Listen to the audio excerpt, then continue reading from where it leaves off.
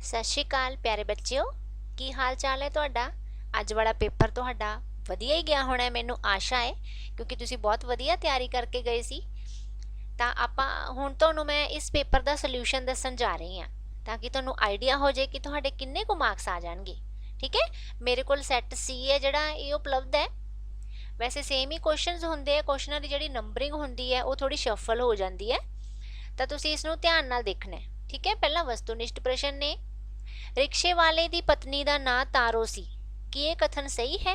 यह कथन बिल्कुल सही है, क्योंकि बंते दी पत्नी का नां तारो ही सी। यह क्वेश्चन नावल विचों आया होया बेटा, एक होर नवां साल नावल दे विचों। मुगल तख्तो ताज लई तेरे बेटियां विच खाना जंगी शुरू है। कथन दी आपां खाली थां भरनी सी। ठीक है, ਇਹਦੇ ਵਿੱਚ बेटियां आऊगा, क्योंकि ਜਿਹੜਾ औरंगजेब ਸੀਗਾ ਉਹਦੇ बेटियां ਦੇ ਵਿੱਚ ਖਾਨਾ जंगी शुरू हो जाती है। जफरनामा इकांगी ਦੀ ਇੱਥੇ ਗੱਲ ਹੋ ਰਹੀ है। शाह मुहम्मद किस कावधारा नाल संबंधित कवि है? बीर कावधारा नाल, जिहदे विच जंगां युद्धां दा हाल दस्सिया जांदा है, जिहदे विच चंडी दी वार भी है श्री गुरु गोबिंद सिंह जी द्वारा लिखी हुई, ते उहदे विच ही असीं शाह मुहम्मद दी रचना भी पढ़दे हां, जंगनामा, जिहड़ा कि तुहानूं कल वाली वीडियो दे विच ही करवाया गया सी। मनजीत किस एकांगी दी पात्र है? तां इह दूजा विआह एकांगी दी पात्र है। एक पैर घट तुरना कहानी दी लेखिका अजीत कौर है, कि यह कथन सही है? यह कथन बिल्कुल सही है। हेठ लिखिया विचों किसी एक दी प्रसंग सहित व्याख्या करो। तो बच्चों तुहानूं गुरमत काव दे विचों काव टोटा दिता होया सी, मिठ बोलड़ा जी हर सज्जन स्वामी मोरा। तां इह रचना श्री गुरु अर्जन देव जी दी है। तुहानूं मैं दस्सिया सी कि 3 कक्कियां दा ख्याल रखना है। ਸਾਹਿਤਮਾਲਾ किताब विचों लिया गया सी। कवि का नाम श्री गुरु अर्जन देव जी सी, ते कविता का नाम सी मिठ बोलड़ा जी हर सज्जन। तां इस दे विच गुरु अर्जन देव जी की कह रहे हैं कि जिहड़ा मेरा स्वामी है वो बहुत मिठा बोलदा है, वो कौड़ा बोलना तो कदे जानदा ही नहीं, वो मेरे औगणां नूं नहीं चितारदा। औगण को ना चितारे, जिहड़े मेरे औगण ने उन्हां नूं कदे भी वो चेते नहीं रखदा। वो एक पूर्ण भगवान है, परमात्मा है, जिसनों मैं हमेशा याद रखता हाँ। पतित पावन हर बिरद सदाई, एक तिल नहीं भन्ने घल है। वो इन्ना पवित्र है कि मेरी मेहनत दी एक भी पल वो अजाई नहीं जान दिंदा। जो मैं मेहनत करदा हाँ उसनों ओह कदे भी व्यर्थ नहीं जान दिंदा। दूजा काव टोटा बच्चों तुहानूं आया सीगा किस्सा काव दे विचों, तुरसा मूल ना मुरसा राहों जान पली पर तली पर तरसा। तो ये जिहड़ा हैगा सस्सी पुन्नू का किस्सा है, हाशम शाह जी द्वारा लिखिया होया है। तो ये सस्सी दे सिदक बारे दसदा है सानू कवि, ये भी ਸਾਹਿਤਮਾਲਾ विचों लिया गया है।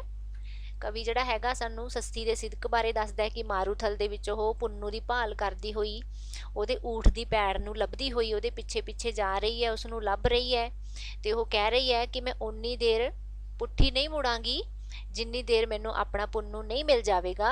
ये सारा कुछ वो जान तली दे उपर धर के कर रही है। वो कहती है कि जिन्ना चिर मेरे साह चल रहे ने मैं उन्नी देर निराश नहीं होवांगी, मैं मरनों बिल्कुल भी नहीं डरदी, मरनों मूल ना डरसा।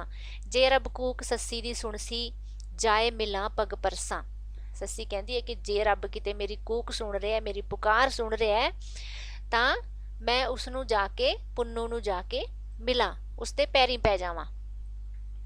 अगे तुहानूं जिहड़ा सीगा कवितावां दे केंद्री भाव आए हुए ने। इश्क दी नवीं नवीं बहार बुल्ले शाह दी लिखी हुई कविता सीगी, जिहदे विच कि बुल्ले शाह सानूं दसदा सी कि वो इस्लाम धर्म दीआं जिहड़ियां धार्मिक पाबंदियां ने, शरा शरीयत है, नियम ने, ओह उन्हां नूं नहीं मनदा।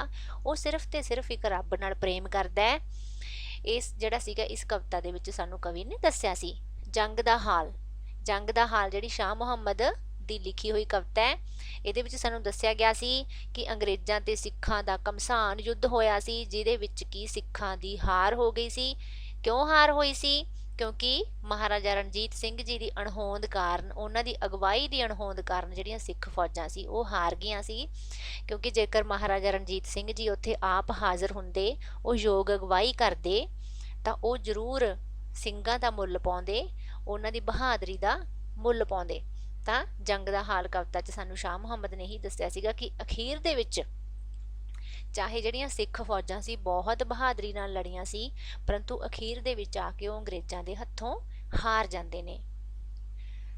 ਅੱਗੇ ਲੇਖ ਜਾਂ ਕਹਾਣੀ ਦੇ ਵਿੱਚੋਂ ਤੁਸੀਂ ਕਿਸੇ ਇੱਕ ਦਾ ਸਾਰ ਕਰਨਾ ਸੀ। ਮੇਰੇ ਵੱਡੇ ਵਡੇਰੇ ਲੇਖ ਸੀ। ਧਰਤੀ ਹੇਠਲਾ ਬਲਦ ਜਿਹੜਾ ਹੈਗਾ ਇਹ ਕਹਾਣੀ ਸੀ ਕੁਲਵੰਤ ਸਿੰਘ ਵਿਰਕ ਜੀ ਦੀ ਲਿਖੀ ਹੋਈ। ਇਹਦੇ ਵਿੱਚ ਆਪਾਂ ਪੜ੍ਹਿਆ ਸੀਗਾ ਕਿ ਕਰਮ ਸਿੰਘ ਨਾਂ ਦਾ ਫੌਜੀ ਹੈ ਜਿਹੜਾ ਸ਼ਹੀਦ ਹੋ ਜਾਂਦਾ ਹੈ। ਮਾਨ ਸਿੰਘ ਉਸਦਾ ਦੋਸਤ ਛੁੱਟੀ ਕੱਟਣ ਦੇ ਲਈ ਘਰੇ ਆਉਂਦਾ ਹੈ। ਉਹ ਕਰਮ ਸਿੰਘ ਦੇ ਘਰ ਜਾਂਦਾ ਹੈ ਤਾਂ ਉਸਦੇ ਘਰ ਦੇ ਉਹਦੇ ਨਾਲ ਬਹੁਤ ਹੀ ਅਜੀਬ ਜਿਹਾ ਵਰਤਾਓ ਕਰਦੇ ਨੇ, ਉਸਨੂੰ ਚੰਗਾ ਨਹੀਂ ਲੱਗਦਾ।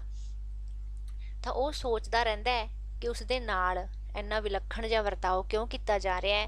ਪਰੰਤੂ ਅਚਾਨਕ ਸ਼ਾਮ ਨੂੰ ਜਦੋਂ ਡਾਕੀਆ ਆ ਜਾਂਦਾ ਹੈ, ਡਾਕੀਆ ਆ ਕੇ ਗੱਲ ਦੱਸਦਾ ਹੈ ਕਿ ਕਰਮ ਸਿੰਘ ਦੀ ਪੈਨਸ਼ਨ ਆ ਗਈ ਹੈ। ਤਾਂ ਉਸਨੂੰ ਡਾਕੀਏ ਤੋਂ ਪਤਾ ਚੱਲਦਾ ਹੈ ਕਿ ਕਰਮ ਸਿੰਘ ਹੈ ਜਿਹੜਾ ਫੌਜ ਦੇ ਵਿੱਚ ਸ਼ਹੀਦ ਹੋ ਚੁੱਕਿਆ ਹੈ। ਤਾਂ ਉਹ ਇਹ ਗੱਲ ਸੁਣ ਕੇ ਬਹੁਤ ਜ਼ਿਆਦਾ ਦੁਖੀ ਹੋ ਜਾਂਦਾ ਹੈ। ਫਿਰ ਉਹ ਕਰਮ ਸਿੰਘ ਦੇ ਬਾਪ ਨਾਲ ਸਾਰੀਆਂ ਗੱਲਾਂ ਸਾਂਝੀਆਂ ਕਰਦਾ ਹੈ ਤੇ ਬਾਅਦ ਦੇ ਵਿੱਚ ਉਹ ਅੰਤ ਦੇ ਵਿੱਚ ਦੱਸਦਾ ਹੈ ਕਿ ਜਿਹੜਾ ਕਰਮ ਸਿੰਘ ਦਾ ਬਾਪ ਹੈ ਉਹ ਵਾਕਈ ਧਰਤੀ ਹੇਠਲਾ ਬਲਦ ਹੈ, ਕਿਉਂਕਿ ਉਸਨੇ ਆਪਣੇ ਪੁੱਤਰ ਦੀ ਮੌਤ ਦਾ ਦੁੱਖ ਆਪਣੇ ਮਨ ਦੇ ਵਿੱਚ ਸਮੋ ਕੇ ਰੱਖਿਆ, ਸਿਰਫ ਇਸ ਕਰਕੇ ਕਿ ਉਸਦੇ ਦੋਸਤ ਦੀ ਛੁੱਟੀ ਖਰਾਬ ਨਾ ਹੋ ਜਾਵੇ। ਬੱਚੋ, ਐਡਾ ਵੱਡਾ ਦੁੱਖ ਇੱਕ ਪਿਤਾ ਦੇ ਲਈ ਸਹਿਣ ਕਰਨਾ ਬਹੁਤ ਔਖਾ ਹੁੰਦਾ ਹੈ, ਪਰੰਤੂ ਉਸ ਵਿਅਕਤੀ ਦਾ ਜੇਰਾ ਕਿੱਡਾ ਵੱਡਾ ਹੋਏਗਾ ਕਿ ਉਸਨੇ ਆਪਣੇ ਮਨ ਦੇ ਵਿੱਚ ਇਸ ਗੱਲ ਨੂੰ ਰੱਖਿਆ, ਸਿਰਫ ਦੂਸਰੇ ਦੀ ਖੁਸ਼ੀ ਲਈ ਆਪਣੇ ਆਪ ਨੂੰ ਦੁਖੀ ਕੀਤਾ। ਇਸੇ ਕਰਕੇ ਉਸ ਮਨੁੱਖ ਨੂੰ ਧਰਤੀ ਹੇਠਲਾ ਬਲਦ ਕਿਹਾ ਗਿਆ ਹੈ। ਕਿਸ ਨੂੰ? ਕਰਮ ਸਿੰਘ ਦੇ ਬਾਪ ਨੂੰ। ਨੈਕਸਟ ਹੈ ਅਭਿਆਸੀ ਪ੍ਰਸ਼ਨ, ਵੀਰਾਂ ਵਾਲੀ ਦੀ ਮੌਤ ਦਾ ਕੀ ਕਾਰਨ ਸੀ? ਬੱਚੋ, ਮੈਂ ਤੁਹਾਨੂੰ ਕੱਲ ਵੀ ਦੱਸਿਆ ਸੀਗਾ ਕਿ ਵੀਰਾਂ ਵਾਲੀ ਦਾ ਜਿਹੜਾ ਪਾਤਰ ਹੈ ਉਹਦੇ ਵਿੱਚ ਤੁਸੀਂ ਬਿਲਕੁਲ ਕਨਫਿਊਜ਼ ਨਹੀਂ ਹੋਣਾ। ਵੀਰਾਂ ਵਾਲੀ ਇੱਕ ਬੰਬ ਕੇਸ ਇਕਾਂਗੀ ਦੇ ਵਿੱਚ ਵੀ ਸੀਗੀ ਤੇ ਇਹ ਜਿਹੜੀ ਵੀਰਾਂ ਵਾਲੀ ਹੈ ਇਹ ਬਾਗੀ ਦੀ ਧੀ ਕਹਾਣੀ ਵਿਚਲੀ ਜਿਹੜੀ ਵੀਰਾਂ ਵਾਲੀ ਹੈ ਉਸ ਦੀ ਗੱਲ ਕੀਤੀ ਜਾ ਰਹੀ ਹੈ। ਅਸੀਂ ਇਸ ਕਹਾਣੀ ਦੇ ਵਿੱਚ ਪੜ੍ਹਿਆ ਸੀ ਕਿ ਜਿਹੜਾ ਕਿਸ਼ਨ ਸਿੰਘ ਸੀਗਾ ਉਹ ਆਪਣੀ ਛੋਟੀ ਬੇਟੀ ਲਾਜ ਨੂੰ ਆਪਣੀ ਭੈਣ ਵੀਰਾਂ ਵਾਲੀ ਕੋਲ ਛੱਡ ਕੇ ਜਾਂਦਾ ਹੈ, ਕਿਉਂਕਿ ਉਹਨਾਂ ਨੂੰ ਖੁਦ ਜੇਲ੍ਹ ਜਾਣਾ ਪੈਂਦਾ ਹੈ। ਪਰੰਤੂ ਵੀਰਾਂ ਵਾਲੀ ਦਾ ਜਿਹੜਾ ਪਤੀ ਹੁੰਦਾ ਹੈ ਹੋਸ਼ਨਾਕ ਸੂਬੇਦਾਰ ਹੁੰਦਾ ਹੈ, ਉਹ ਲਾਜ ਨੂੰ ਆਪਣੇ ਘਰ ਨਹੀਂ ਰੱਖਣਾ ਚਾਹੁੰਦਾ ਹੁੰਦਾ, ਕਿਉਂਕਿ ਉਸਨੂੰ ਡਰ ਹੁੰਦਾ ਕਿ ਉਸਦੀ ਨੌਕਰੀ ਚਲੀ ਜਾਵੇਗੀ, ਜਿਸ ਕਾਰਨ ਉਹ ਲਾਜ ਨੂੰ ਗਲੀ ਵਿੱਚ ਖੇਡਦੀ ਹੋਈ ਨੂੰ ਛੱਡ ਕੇ ਛਾਉਣੀ ਵਿੱਚ ਚਲੇ ਜਾਂਦੇ ਨੇ ਤੇ ਲਾਜ ਪਿੱਛੋਂ ਬਿਮਾਰ ਹੋ ਕੇ ਮਰ ਜਾਂਦੀ ਹੈ। ਇਸ ਚੀਜ਼ ਦਾ ਸਦਮਾ ਸਹਾਰਦੀ ਹੋਈ ਵੀਰਾਂ ਵਾਲੀ ਮਰ ਜਾਂਦੀ ਹੈ, ਕਿਉਂਕਿ ਉਸਨੂੰ ਅਫਸੋਸ ਹੁੰਦਾ ਹੈ ਕਿ ਉਹ ਆਪਣੀ ਭਤੀਜੀ ਦੀ ਸਾਂਭ ਸੰਭਾਲ ਨਹੀਂ ਕਰ ਸਕੀ। ਉਸਦੇ ਵੀਰ ਨੇ ਉਸਨੂੰ ਐਡੀ ਵੱਡੀ ਜ਼ਿੰਮੇਵਾਰੀ ਦਿੱਤੀ ਸੀ ਪਰ ਉਹ ਨਿਭਾ ਨਹੀਂ ਸਕੀ। ਇਸੇ ਸਦਮੇ ਦੇ ਵਿੱਚ ਹੀ ਉਹ ਹੌਲੀ ਹੌਲੀ ਖਤਮ ਹੁੰਦੀ ਹੁੰਦੀ ਅਚਾਨਕ ਇੱਕ ਦਿਨ ਮਰ ਜਾਂਦੀ ਹੈ। ਕਾਲੀਦਾਸ ਕੌਣ ਸੀ? ਉਸਨੂੰ ਇੰਨੀ ਪ੍ਰਸਿੱਧੀ ਕਿਉਂ ਮਿਲੀ?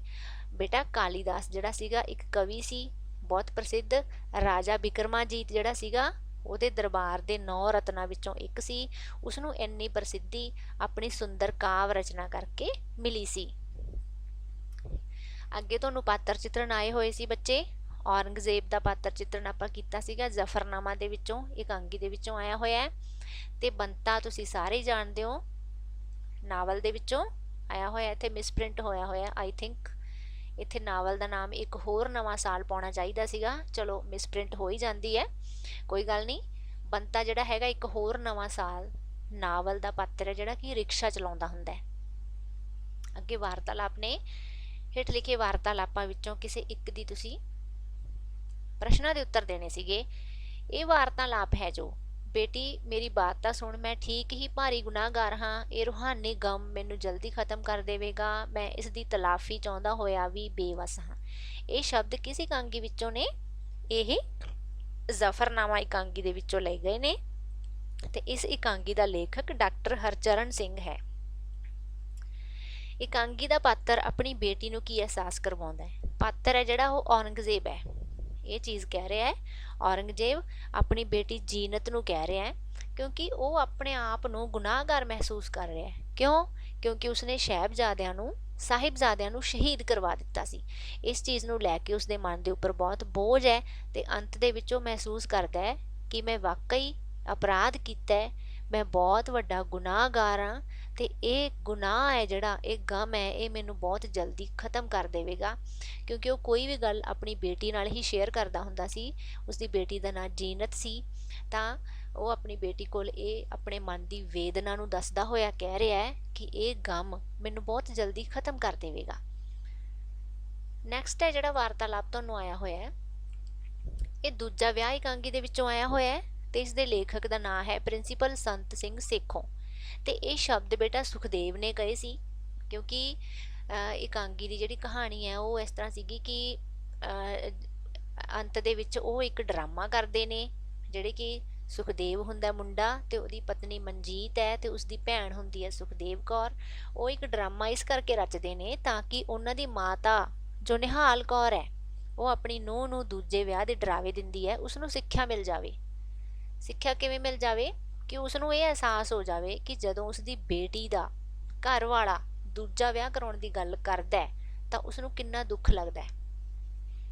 ਉਸਨੂੰ ਸਿਰਫ ਇਹ ਗੱਲ ਸਮਝਾਉਣ ਦੇ ਮਾਰੇ ਉਹ ਡਰਾਮਾ ਕਰਦੇ ਨੇ, ਠੀਕ ਹੈ। ਤਾਂ ਸੁਖਦੇਵ ਇਹ ਗੱਲ ਕਹਿੰਦਾ ਹੈ, ਉਸਦੇ ਕੋਲ ਖੜੇ ਹੁੰਦੇ ਨੇ ਸੁਖਦੇਵ ਕੌਰ, ਉਸਦੀ ਭੈਣ ਵੀ ਖੜੀ ਹੁੰਦੀ ਹੈ, ਮਨਜੀਤ ਵੀ ਹੁੰਦੀ ਹੈ ਅਤੇ ਉਸਦੀ ਮਾਤਾ ਵੀ ਹੁੰਦੀ ਹੈ। ਤਾਂ ਸੁਖਦੇਵ ਇਹ ਗੱਲ ਕਹਿ ਰਿਹਾ ਹੈ ਕਿ ਚਿੱਠੀ ਦੇ ਵਿੱਚ ਤਾਂ ਇਹ ਗੱਲ ਲਿਖੀ ਹੋਈ ਹੈ ਕਿ ਉਹ ਦੂਜੇ ਵਿਆਹ ਦੇ ਸਾਨੂੰ ਡਰਾਵੇ ਦੇ ਰਹੇ ਨੇ।